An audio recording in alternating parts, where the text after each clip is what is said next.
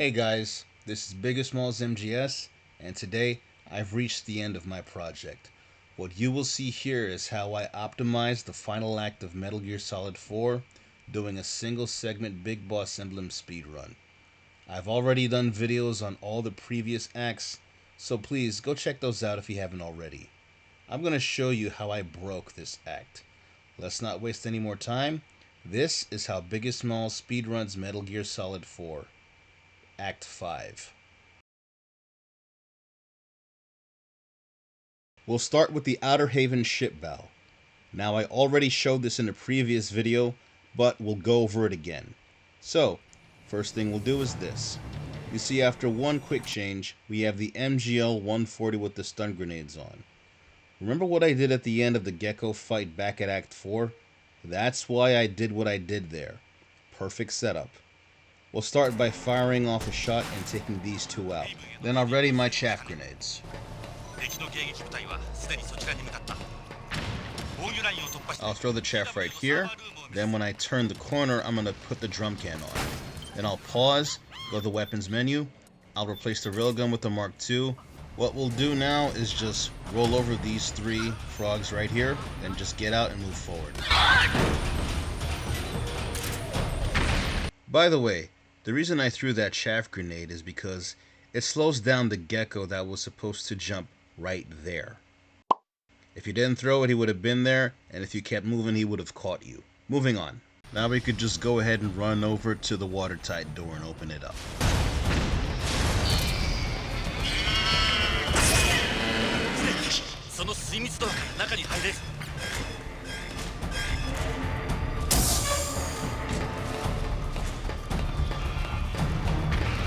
Okay, now we're in the elevator. Pay attention here. I discovered years ago that during the audio flashback that plays, you can take as much time as you need changing up your weapon or item slots. But you have until the end of the audio flashback to do it without suffering a time loss. As for what I'll change up here, I'll change the chaff grenade to smokes, and I'll change the MGL to the Mark II pistol. Okay, I got everything I need. I'm ready. Here we are at the command center fighting the frogs. All you can do here is hope you land your shots and try the best that you can. I'll show you how it's done.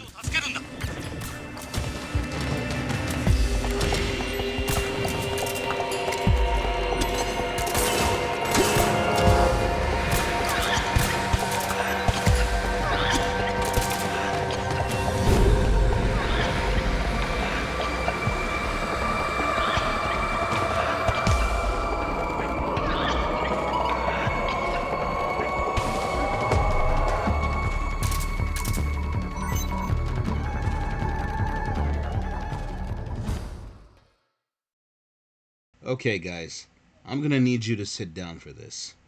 I'll start by asking you a question. Have you ever found out something in any game you played because you wanted to try something new out of boredom? This is how I became the best in the world at fighting Mantis. Behold, what you're about to see is one of the greatest screaming Mantis battles you'll ever see in your life. You guys paying attention? Good. Let's go. I'll play this whole battle from beginning to end.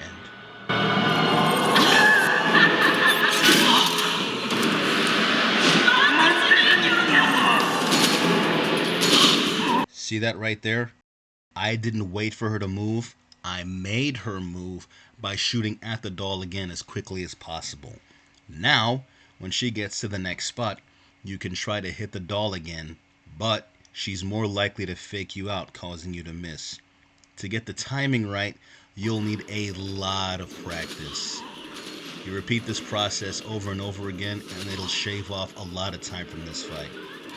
Another thing, if you're paying attention, you'll notice that I'm using the Vortex Ring ammo on my Master Key.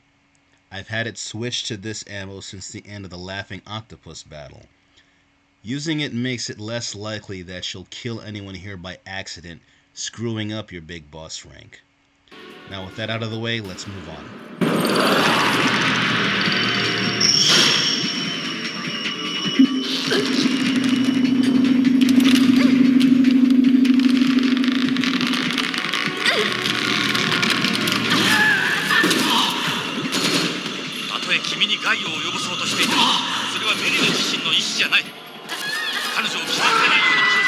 You guys saw how she faked me out, right?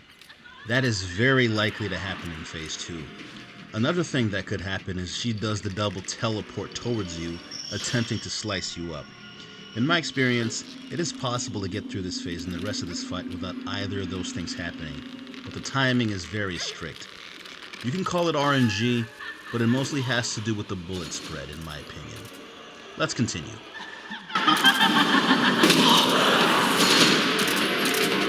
After the last hit, I'll switch the M4 to the MGL. Then we'll pause, then go to the weapons menu.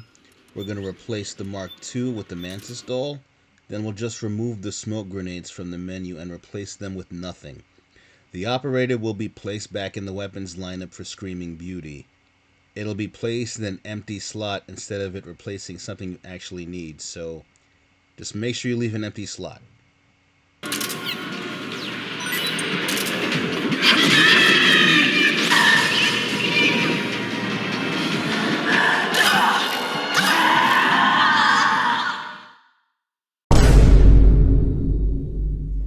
How's that for optimizations? There's nothing left to do except deal with her. Oh God, it burns! It burns! Scream for me, bitch! Ah! Whoa, awesome! Last thing you need to do, just switch that operator to the chaff grenade. You'll know what to do with it.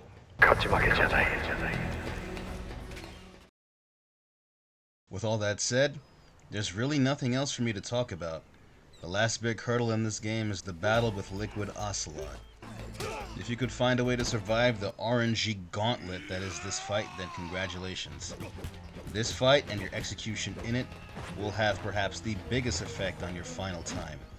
Whether it swings in the right or wrong direction depends on how good or how bad you do here.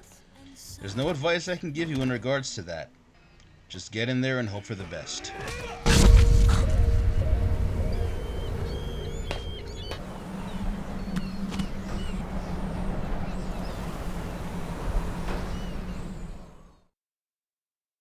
At long last, we've reached the end of this project. Throughout these videos, I've shown you guys just about everything that I could to help you optimize your single segment speedruns for Metal Gear Solid 4. I hope you could take what you learned throughout these videos and use it to take it to places you never even thought possible.